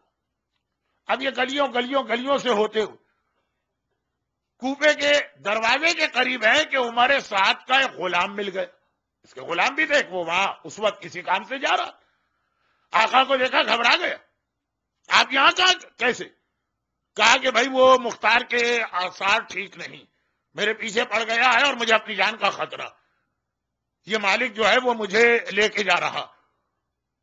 غلام نے کہا کہ آپ پاگل ہو گئے، مختار نے آپ کو لکھ کے دیا تھا، اب آپ نے خود ہی اس لکھے کی مخالفت کر دی. مختار نے کہا کہ گھر سے نہیں نکلیں گے، کوئی نیا کام نہیں کریں گے، کوفہ نہیں چھوڑیں گے. آپ نے تینوں کام کر لی. وہ مالک جو اس کو گائیڈ کر رہا تھا اس نے سنا، اس نے بھی کہا یہ آپ نے کیا غضب کیا، مجھے کیا پتا تھا کہ مختار نے آپ کو یہ لکھ کے دیا. میں نے سوچا ایسے راستے سے لے جاؤں گا جہاں پہرے دار بہت کم ہے، نکل جائیں گے ہم لوگ. یہ بات تھی کہ مختار نے آپ کے لیے لکھ کے دیا ہے کہ کوفے سے باہر نہیں جائیں گے. نہیں، آپ کے ساتھ میری زندگی بھی خطرے میں، ایسا کرے رات کا وقت کسی نے دیکھا ہی نہیں، ہم لوگ باہر ہیں، آپ فوراً گھر میں چلے جائیے، صبح اسی طرح نکلیے جیسے پوری رات گھر میں رہے. غلام اور گائیڈ کی باتوں سے عمر سعد چکرا کے واپس آ گیا. ادھر مختار، پورا ایک نیٹ ورک تھا مختار کا، جاسوسی کا بھی. مختار کو اطلاع مل گئی کہ یہ سب ہوا. اسی وقت اپنے گھر میں کہا الحمدللہ معاہدہ توڑے بغیر بھی میں اپنے مقصد میں کامیاب ہو گئے. اب وہ جو مختار نے جملہ کہا تھا نا، وہ انٹینشنلی کہا تھا کہ میں جملہ کہوں گا تو یہ پریشان ہوگا، تو میں پھر اس آدمی کو بھی، اس کے پریشر کو جس سے لکھ کے دیا، اب جواب دے سکتا ہوں. اور یہ ہے کہ قاتل امام سے بدلہ بھی. چنانچہ اگلی صبح مختار نے دربار میں اعلان کیا کہ آج میں عمر سعد کو اس کے انجام تک پہنچاؤں گا. کل تو خالی کا ہونٹ موٹے، پیر بڑے، آنکھیں دسی، آج نام لے لی. جیسے ہی عمر سعد کو اطلاع ملی، بھاگا بھاگا وہ اس سیاہ کے پاس گیا جو اہل بیت کے گھرانے کا ایک ممبر بھی. اس نے سنا تو ڈانٹ کے نکال دی. کہا میں پہلے ہی اتنا شرمندہ تھا تیری سفارش کر کے، راتوں کی میری نیند اڑ گئی تھی کہ میں نے اپنے آقا اور مولا کے قاتل کے لیے مجبوری میں سفارش کی. اب کیا آیا میرے پاس، اب میں کوئی سفارش نہیں کروں گا، چلا جا. اگر آپ کو یاد ہو کہ کربلا میں عمر سعد کتنا مغرور تھا، اس کا ایروگنس یاد کیجئے گا. پہلا تیر چلایا، اے پوری قوم گواہ رہنا، یزید کے سامنے گواہی دینا کہ کربلا کا پہلا تیر میں نے چلایا. عمر سعد جب علی اکبر جا رہے تھے تو آقا حسین نے خاص عمر سعد سے کہا، عمر سعد دیکھ رہا، اسی سے کہنا مناسب تھا، وہ رسول خدا کو دیکھے ہوئے. میرا وہ بیٹا اس وقت جا رہا ہے جو صورت و سیرت میں میرے نانا کی شبیہ ہے. خدا تیری نسل کو منقطع کرے جیسے تو اس وقت نسل رسالت کو منقطع کر رہا. بے حیا ہنس رہا ہے. اور تیسرا موقع تلہ زینبیہ سے جب زینب کبریٰ نے فریاد کی تھی، آئے عمر سعد نواسہ رسول تیرے سامنے ذبح کیا جا رہا اور تو کھڑا یہ منظر دیکھ رہا. اور عمر سعد وہی اس کی بے حیائی، یہ سب دیکھیے. اب سنی. گھر آیا. گھر آنے کے بعد اب اس نے دیکھا کوئی چوائس نہیں، اپنی بیوی جو مختار کی بہن اسے کہنے لگا کہ اب صرف تم ہی میرا ذریعہ بن سکتی ہو، جاؤ اور جا کر اپنے بھائی سے کہو کہ میری جان بخش دے۔ مختار کی بہن جوش میں آ گئی، آج جوش میں آ گئی، کہا وائے ہو تیرے اوپر، تیری وجہ سے جب سے میرا بھائی کوفے کا حاکم بنا ہے، نہ وہ میرے گھر آیا نہ میں اس کے گھر مبارکباد دینے جا سکی، تیری وجہ سے میں اتنی شرمندہ ہوں اور اب اپنی جان بچانے کے لیے بھیج رہا۔ اب یہ تاریخ میں لکھا ہے عمر سعد بیوی کے پیروں پہ گر پڑا اور پیر پکڑ کے مرسی پٹیشن، کربلا میں اس کا غرور دیکھیے، اور آج اپنی بیوی کے پیر پکڑ کے کہہ رہا ہے۔ یہ امریکہ نہیں ہے کہ آپ کہیں کہ مولانا یہ تو روز ہمارے گھروں میں ہوتا ہے، نہیں، یہ اس زمانے کے ماحول اور کلچر کو ذہن میں رکھیے جب عورت کو جانور سے بھی زیادہ حقیر سمجھا جاتا، آج بیوی کے پیر پکڑ کے کہہ رہا ہے خدا کے واسطے اپنے بھائی سے میری سفارش کرا دو، میں تمہارا ساری زندگی احسان مانوں گا۔ بس ایک بار مختار کی بہن نے چادر سر پہ ڈالی، گھر سے نکلی اور دارالامارہ میں گئی، بھائی کو سلام کیا، سلام کا جواب تو واجب، مختار نے جواب سلام دے کے انتہائی نفرت سے نگاہیں پھیر، کہا تو ابو عبیدہ کی بیٹی ہے، مجھے شرم آ رہی ہے یہ کہتے، تیرا تو فریضہ تھا کہ کربلا کے بعد جب موقع ملتا اپنے شوہر کو رات کو سوتے میں صحیح الگ کر دیتی، وہ زندہ کیسے رہا تو اس کے ساتھ رہی کیسے؟ مختار کی بہن نے کہا کہ بھائی یقین کر، کئی بار میرا دل چاہا کہ سوتے میں اس کے سینے میں خنجر گھوم دوں۔ مروان کو اس کی بیوی نے تو رات کو مارا تھا، البتہ اسے کچھ کرنا نہیں پڑا تھا مروان کی بیوی کو، ماشاءاللہ اس کا ویٹ بہت تھا، وہ خالی آ کے چہرے پہ بیٹھ گئی تھی، وٹے ہو گئے تھے، لیکن خیر خلاصہ یہ کہ آج 9 ربیع الاول نہیں ہے، تو بات یہ چل رہی ہے کہ کیوں نہیں مارا اپنے شوہر کو؟ مختار کی بہن نے بڑے جذبے کے ساتھ کہا کہ بھائی یقین کر کئی بار میرا دل چاہا، لیکن میں نے سوچا کہ اگر میں عمر سعد کو ماروں گی تو ایک قاتل امام دنیا سے رخصت ہو، باقی تو رہیں گے نا، لیکن فوراً اس کے بدلے میں ابن زیاد تجھے قتل کرے گا، تو اس کی قید میں تھا، اسے پتا ہے کہ میں تیری بہن ہوں، اگر بہن عمر سعد کے اتنے اہم آدمی کو مارے گی تو وہ تجھ کو مار دے گا، اور مجھے معلوم تھا کہ تو ایک سے نہیں ہزاروں ظالموں سے انتقام لے گا، اس وجہ سے میں صبر کر کے خاموش بیٹھی تھی۔ ہاں دیکھیں یہ ہوتی ہے حکمت، جذباتیت نہیں چلتی ہر جگہ، ایک کو مارنے کا فائدہ کہ ہزاروں کو مارے جس میں یہ بھی ایک شامل ہو جائے گا۔ مختار کی سمجھ میں بھی بات آ گئی، کہا تو میرا اگر ایسی بات ہے تو اب تو میری زندگی کو کوئی خطرہ نہیں، میں کوفے کا حاکم ہوں، اب گھر جانے کی کیا ضرورت؟ کہا میں گھر جانے کے ارادے سے نہیں آئی تھی، میں تو بھائی کے ساتھ رہوں گی، اور جب بہت دیر ہو گئی بیوی نہیں آئی، مختار عمر سعد پریشان، سمجھ گیا کوئی چکر، مختار نے عبداللہ کامل سے کہا جاؤ گرفتار کر کے لاؤ، عمر سعد کو گرفتار کیا گیا، اس نے رات کو 400 دینار دیے، 10 دینار کی مرسیڈیز اس زمانے میں آتی تھی، اس کو 4000 دینار دے رہا کہ لے لو اور مجھے چھوڑ دو۔ عبداللہ کامل نے کہا اگر کوئی مجھ سے 10,000 دینار مانگتا تاکہ تیرا پتہ بتائے تو میں اپنے آقا کے قاتل کا پتہ معلوم کرنے کے لیے اپنی جیب سے 10,000 دینار دینے کو تیار تھا، تو 4,000 کی مجھے رشوت دے رہا۔ یہ محبت اہل بیت، وہاں دولت اور پیسے کی کوئی اہمیت نہیں ہوتی۔ مولانا $100 میں $20 خمس دے دیں، وہ کیوں دے دے بھائی، امام کو ضرورت کیا ہے ہمارے پیسے کی؟ نہیں، گھڑی کی سوئیاں بتا رہی کہ اب رک جاؤ۔ ایک بار مختار اپنی بہن سے بات کر کے سیدھے دربار میں عبداللہ کامل آئے، مختار بختم بات، مختار نے کہا کہ اے عمر سعد، جس رات کو ابن زیاد نے تجھے آفر کی تھی کہ کربلا کی فوج کا کمانڈر ان چیف یا چیف آف اسٹاف بن کے جا، میری بہن نے بتایا تجھے ساری رات نیند نہیں آئی تھی، تو کمرے میں ٹہل رہا تھا جیسے بہت پریشان آدمی جسے کوئی ڈیسیجن لینا ہو سمجھ میں نہ آ رہا، اور 6 شعر تو نے کہے تھے وہ شعر سنا۔ عمر سعد نے کہا حاکم جو بات ہو گئی، اس وقت تو ابھی کی بات کیجیے، کہا نہیں سنا نہ پڑے ورنہ جو تیری سزا ہے اس میں اضافہ ہو جائے گا۔ اب عمر سعد کے 6 شعروں کا خلاصہ گھڑی کی سوئیوں کی وجہ سے جلدی جلدی سنی۔ عمر سعد کہتا ہے کہ میں نے یہ 6 شعر کہا، اس نے شعر پڑھ کے بھی سنا ہے۔ میں نے یہ شعر کہے کہ اس وقت میں پولیس سے رات پہ کھڑا، ادھر بھی خطرہ ہے ادھر بھی خطرہ ہے، ایک طرف مجھ سے قتل حسین جیسا گناہ کبیرہ کروایا جا رہا، دوسری جانب اگر وہ نہ کروں تو ملک رے کی گورنری چھینی جا رہی. قتل حسین مجھے پتا ہے کائنات کا سب سے بڑا گناہ ہے.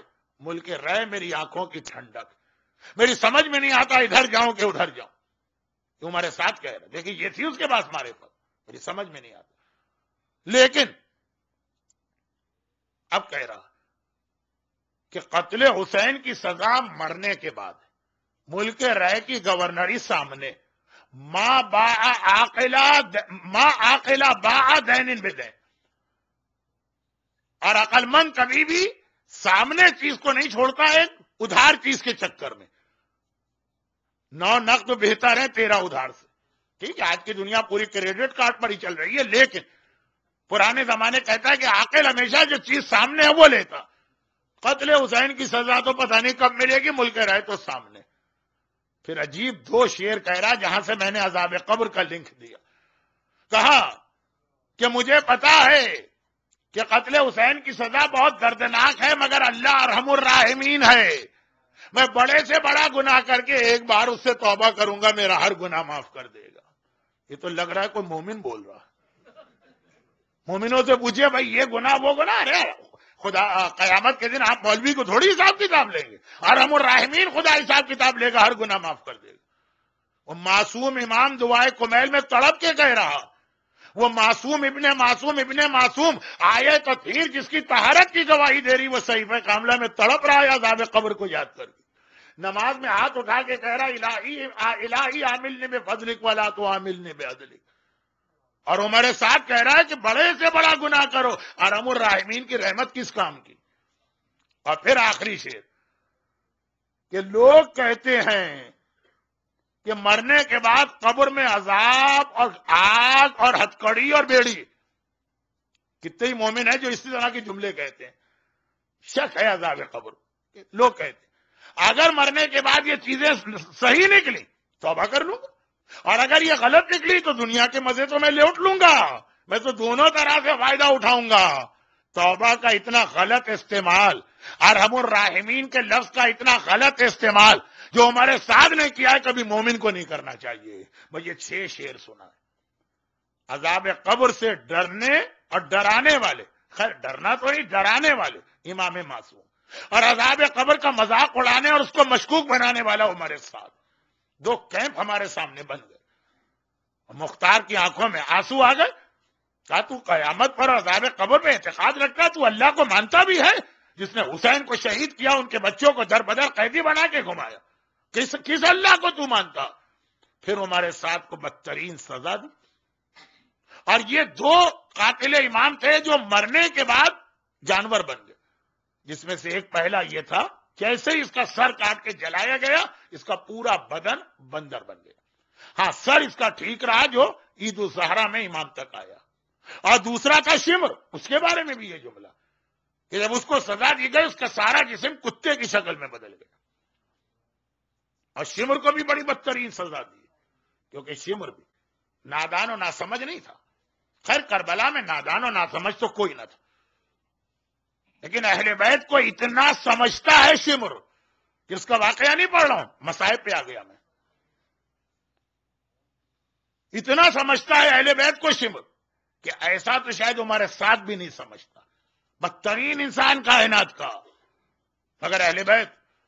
چنانچہ جب شمر کے کربلا میں آپ مظالم دیکھیں گے، یہ مصائب شروع ہو چکے ہیں.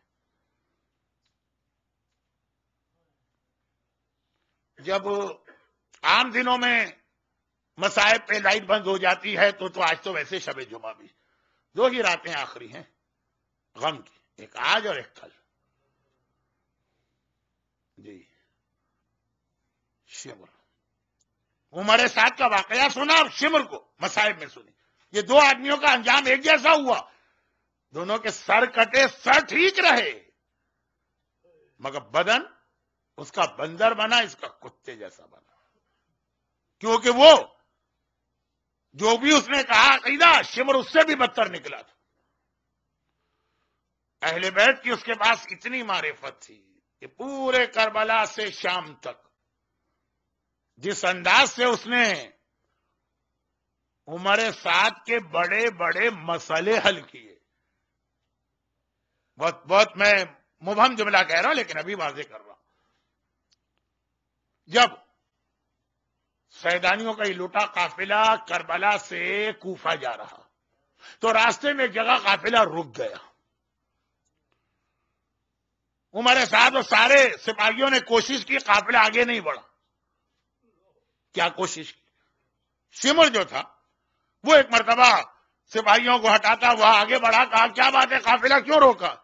کہا جس نیزے پر حسین کا کٹا سر ہے یہ نیزہ زمین میں گڑ گیا، یہ نیزہ آگے نہیں بڑھ رہا ہے. ہم لوگ کوشش کر رہے ہیں. کیا کوشش کی جا رہی تھی؟ سپاہی زور لگا کے نیزہ کھینچ رہے، کچھ سپاہی زمین کھود رہے تھے، لیکن سارے سپاہی کہہ رہے ہیں ہماری کوششیں ناکام ہے، یہ نیزہ جو ہے نا زمین سے نکل رہا ہے نہ آگے بڑھ رہا. شمر نے کہا میں اس نیزے کو بڑھانا میرا کام، جس پہ حسین کا کٹا سر ہے یہ نیزہ میں بڑھاتا ہوں. اور پھر کس طرح بڑھایا دیکھیے، معرفت دیکھیے اس کی. وہ نیزے کے قریب ہی نہیں آیا، جو اصل مسئلہ تو نیزہ ہے نا زمین میں گڑ گیا. کہا میں اس کو بڑھاتا ہوں، قریب ہی نہیں آیا. سیدھا گیا آقا سجاد کے پاس، ہاتھ میں کوڑا. ایک بار کوڑا اٹھایا، عابد بیمار کی کمر پہ کوڑا مارا اور کہا کہ سن علی ابن الحسین، جب تک تیرا باپ آگے نہ بڑھے گا، جتنی دیر وہ یہاں کھڑا رہے گا اتنی دیر تیری کمر پہ کوڑے پڑتے رہیں گے. پتا ہے حسین کے سر کو آگے بڑھانا ہے تو عابد بیمار کی کمر پہ کوڑے برسانا. جب یہ قافلہ چل رہا تھا تب بھی ایک مسئلہ پیش آیا، کسی سے حل نہ ہوا، شمر سے حل ہوا. مگر شمر کا طریقہ دیکھیے. 11 محرم قافلہ چل رہا ہے، شہیدوں کے کٹے ہوئے سر جمع کیے جا رہے. عمر سعد نے یہ سر تقسیم کیے. تم ایک مرتبہ گھبرا گیا، ریاض القدس کی روایت یہ بھی اور اس کے بعد والی بھی. ایک بار کہا کہ اس میں علی اصغر کا سر تو نظر ہی نہیں آ رہا. سارے سر مل گئے، علی اصغر کا سر کہاں ہے؟ سپاہیوں نے کہا کہ ہم نے اتنا دیکھا تھا، حسین اصغر کا لاشا لے کے زمین کربلا پہ 7 مرتبہ آگے بڑھ رہے تھے، 7 مرتبہ پیچھے ہٹ رہے تھے. سپاہی تو نہ سن پائے، ہم نے اور آپ نے سنا. انا للہ و انا الیہ راجعون رضن بقضائہ و تسلیما لامرہ. ہر عاشورے میں اس سینٹر کے اندر بھی آپ یہ عمل کرتے ہوں گے. کہا اس کے بعد ہم نے دیکھا حسین یہ لاشا لے کر ٹیلے کے پیچھے گئے، خالی ہاتھ آئے اور آتے ہی اپنا جہاد شروع کر دیا. تو ہمیں سوچنے کا موقع ہی نہ ملا اصغر کا لاشا کہاں گیا. اب خیال آ رہا ٹیلے کے پیچھے لاشا لے کر گئے تھے، خالی ہاتھ واپس آئے. اب یہ ٹیلے کے پیچھے تو اتنی بڑی زمین ہے کربلا، کیا پوری زمین کھودی جائے گی؟ کسی کی سمجھ میں نہیں آ رہا حسین نے کہاں دفن کیا. شمر نے کہا گھبراؤ نہیں، میں اصغر کو ڈھونڈ کے لاتا. بیلچا لے کے چلا؟ نہیں، نیزہ لے کے چلا. جگہ جگہ زمین کربلا میں نیزہ گاڑ کے نکال رہا ہے، جگہ جگہ نیزہ گاڑ کے نکال رہا. ایک بار جو نیزہ نکالا، نو کے نیزہ پہ ششماہے کا ننھا سا لاشا نظر آیا. ایک ہاتھ سے لاشا پکڑا، دوسرے ہاتھ سے خنجر نکال کے اصغر کے گلے پہ خنجر کے لایا. سکینہ منظر دیکھ رہی ہے، در خیمہ سے پکاری اما رباب. ہر ایک مرتبہ مارا گیا. ارے میرا ننھا اصغر بھیا 2 مرتبہ مارا جا رہا.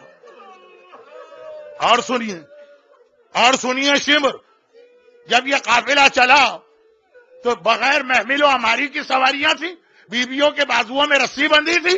ایک مرتبہ ان بیویوں کی گود میں ان کے بچے لا کے رکھ دیے گئے. مگر جب سکینہ کی باری آئی، شمر نے کہا سکینہ کسی کے ساتھ نہیں بیٹھے گی. زینب نے فریاد کی کہ اے شمر، یہ ننھی بچی آج تک بغیر محمل و ہماری کے نہیں بیٹھی. اگر محمل و ہماری نہیں لانا کم از کم میری گود میں بٹھا دے. میری گود میں نہیں بٹھانا، کسی اور بیوی کی گود میں بٹھا دے. شمر نے کہا نہیں، باقی بچے بیویوں کی گود میں بیٹھیں گے، سکینہ کسی کی گود میں بھی نہیں بیٹھے گی. اکیلے اونٹ پر سکینہ کو بٹھایا گیا. اللہ اللہ، عرب تو وہ ویسی اونٹ، اکیلے اونٹ پہ سکینہ بیٹھی. زینب نے فریاد کی شمر میری بچی راستے میں گر جائے گی. شمر نے کہا نہیں گرے گی. لیکن قافلہ چلا تو سکینہ گر گئی. اور پھر زینب ڈھونڈ کے لائیں سکینہ کو. ڈھونڈ کے بھی کہاں لائیں؟ اپنی ماں فاطمہ زہرا کی گود سے اٹھا کے سکینہ کو لائیں.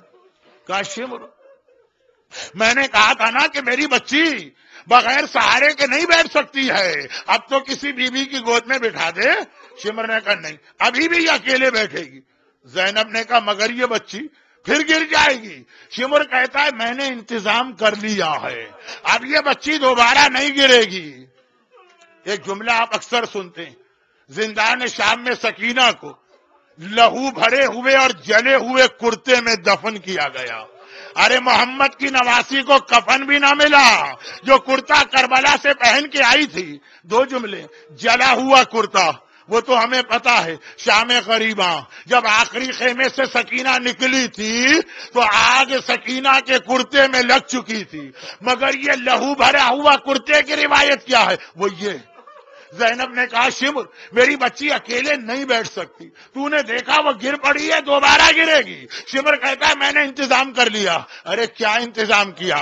کوئی محمل، کوئی ہماری نہیں. انتظام یہ کیا کہ اپنے ساتھ رسی کا ایک ٹکڑا لے کے آتا ہے، سکینہ کو اونٹ کی پیٹھ پہ الٹا لٹاتا ہے، رسی کے ذریعے سے ننھی بچی کا سارا بدن اونٹ کی پیٹھ سے باندھا. بابا کے نرم سینے پہ سونے والی سکینہ سارا راستہ اونٹ کی سخت پیٹھ سے جسم رگڑ کھایا. جب شام کے قریب یہ قافلہ پہنچا، ملک دمشق کا دروازہ نظر آیا، رسی کھولی گئی، سکینہ کا اتارا گیا. سکینہ کا سارا بدن کھال چھل چکی ہے، خون جاری ہے، سارا کرتا خون میں بھرا ہے، اونٹ کی پوری پیٹھ سکینہ کے خون سے رنگین ہے. یہی وجہ ہے جب سکینہ زندان شام کے اندھیرے میں دنیا سے گئی، غسالہ کو بلایا گیا، وہ غسل کے لیے آئی، چیخیں مارتی بھی باہر آ گئی. بیبیوں اس بچی پہ تم نے کتنا ظلم کیا. ارے جب میں نے غسل کے لیے کرتا ہٹایا، بچی کا سارا بدن سر سے پیر تک زخموں سے بھرا نظر آیا. الا ولعنۃ اللہ علی اعدائہم اجمعین وسیعلم الذین ظلموا ای منقلب ینقلبون. باوجود میری پوری کوشش کے مجلس تاخیر سے ختم ہوئی، لیکن پھر بھی شب جمعہ ہے تو مرحومین کے نام بھی بہت سارے ہیں. جہاں آپ نے اتنی دیر ثواب حاصل کیا، ایک مرتبہ یہ نام سماعت فرمانے تک تشریف رکھیے. بانی مجلس کی جانب سے جو نام آئے ہیں وہ ہے مرحوم ابرار